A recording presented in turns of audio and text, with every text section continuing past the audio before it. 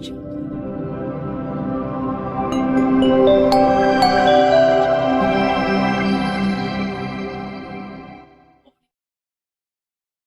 Bang SG, bagaimana tanggapan soal utang Anies saat pilkada? Apakah nanti bermasalah atau tidak, Bang? Ya, terima kasih. Assalamualaikum warahmatullahi wabarakatuh. Beberapa waktu lalu kan saya sudah membuat tulisan ya. Judulnya kalau nggak salah menilik dugaan pidana ya, pengakuan utang Anies Baswedan dan nanti respon KPU Bawaslu, kira-kira begitu ya.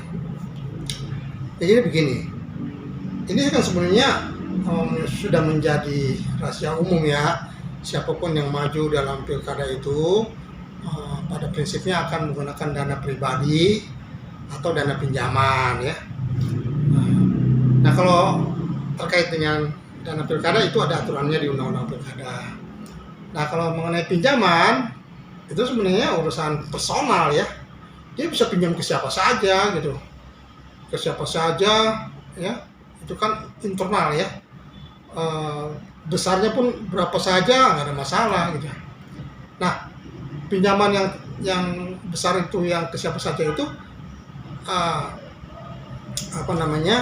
bisa dipublikasikan atau bisa diketahui umum atau juga bisa tidak gitu. Itu internal aja gitu. Internal dia itu lumrah terjadi gitu. Nah, yang penting intinya transparan dan benar, jujur gitu ya pada saat itu, pada proses itu.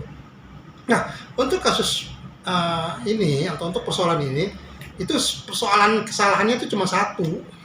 Mantan Gubernur DKI Jakarta itu mengakui setelah isu ribut-ribut hutang ya, kemudian dia mengakui itu masalahnya, itu fatalnya gitu loh, mengakui hutang gitu loh.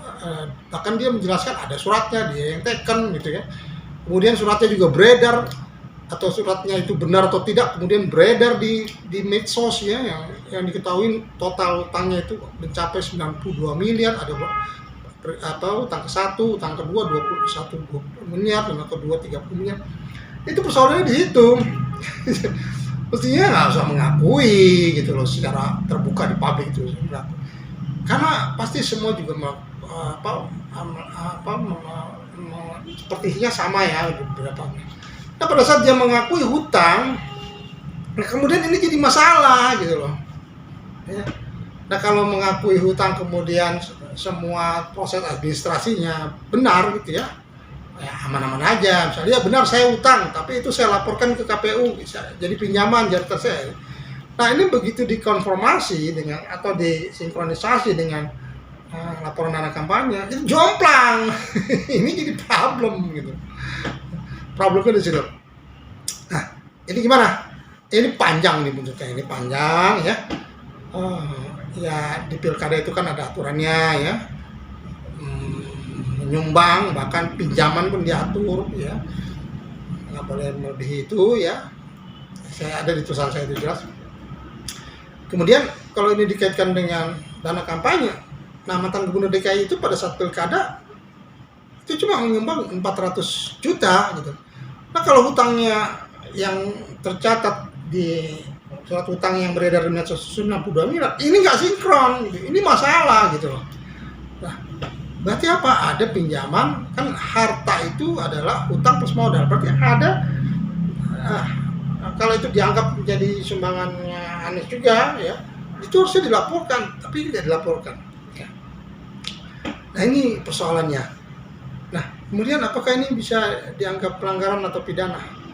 Ya, semestinya KPU atau Bawaslu ya bersikap ya, memanggil dulu ya, kemudian mendalami persoalan ini ya. Nanti soal pelanggarannya masih bisa dijalankan atau tidak karena pilkada selesai, itu nanti biar pihak penegak hukum yang menentukan gitu. Tapi ada kasus seperti ini gitu. Nah, kalau ini kemudian didalami lagi dengan persoalan utang ini sudah lunas atau belum ya, ada kontroversi gitu ya. Ini lebih panjang lagi gitu. Jadi kalau dianggap misalnya ini belum lunas nih, baru kemarin seandainya baru dianggap lunas gitu misalnya, berarti selama ini LHKPN mantan Gubernur DKI Jakarta itu tidak sesuai gitu, karena harusnya ada hutang yang dilaporkan kira-kira ya. Kalau itu dianggap belum lunas. Dan kalau itu dianggap belum lunas juga, berarti terkait dengan laporan pajaknya seperti apa gitu kan. Misalkan di laporan pajak itu pribadi itu kan ada membuat laporan tahunan ya. Perusahaan membuat laporan, orang pribadi membuat laporan, itu badan hukum membuat laporan.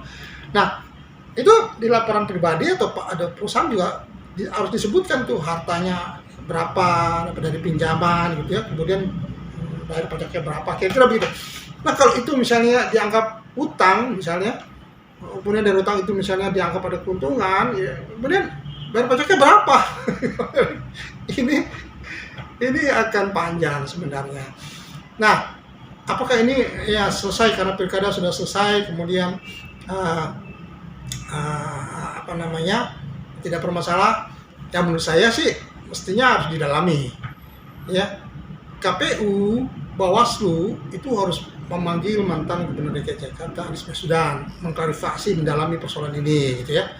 Nah, termasuk mendalami persoalan pidananya, karena di sini bisa diduga kuat ada pidana pilkada ya, kemudian diduga ada pidana pembohongan publik gitu, kalau seandainya duitnya itu hasil pinjaman tidak dilaporkan gitu ya untuk pilkada.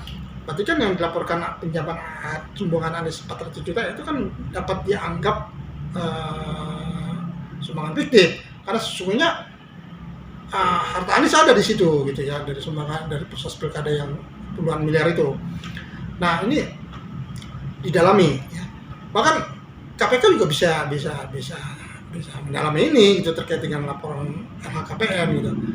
Kalau misalnya itu dianggap utang belum lunas ya, berarti kan laporan LHKPN harus bersertakan utang itu gitu.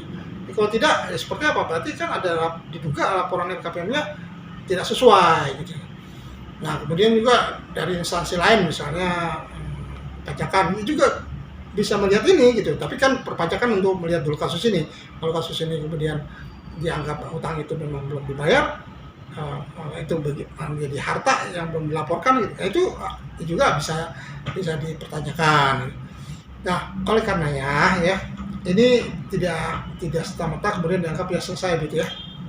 Nah, ini kan ada kompleks ya, karena ini terkait dengan pilkada, mencari pemimpin yang jujur dan sebagainya gitu ya. Nah, KPU, Bawaslu, atau bahkan KPK juga bisa mendalami persoalan ini dengan cara memanggil Gubernur Anies Baswedan untuk klarifikasi dan minta penjelasan tentang ini. Apakah surat utang yang beredar di medsos itu benar? Itu pertama. Apakah pengakuan itu benar, pengakuan utang itu? Apakah utang itu sudah lunas gitu ya? Nah, ini penting. Karena apa? Ini akan menjadi presiden buruk. Nanti ke depan orang-orang akan melakukan pilkada dan sebagainya ya. Saya bisa pinjam kemana-mana, akan dicari tuh orang yang meminjamkan kemudian menang lunas. Itu masuk caleg-caleg juga begitu. Kalau ada yang seperti itu, waduh ini selesai ini semua pilkada apa semua menang lunas kacau kan. Ini sebenarnya presiden buruk dan harus menjadi perhatian serius KPU, Bawaslu khususnya dan pemerintah dalam hal ini. Karena intinya akan mendapatkan pemimpin yang baik yang sesuai harapan masyarakat. Demikian barangkali wabillahi taufiq wal hidayah. Wassalamualaikum warahmatullahi wabarakatuh.